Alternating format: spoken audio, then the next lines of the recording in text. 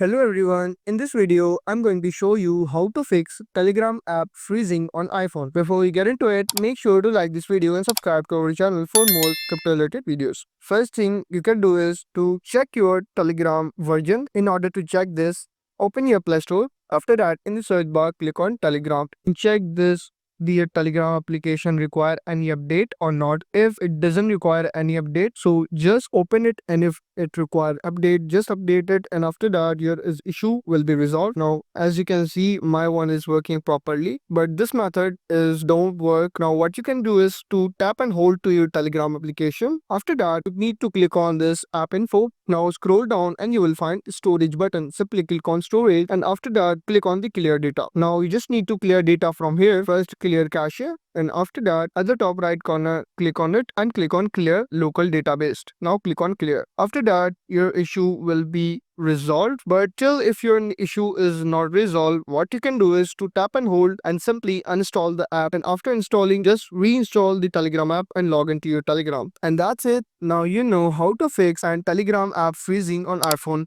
If this video helped you out, make sure to like this video and subscribe to our channel.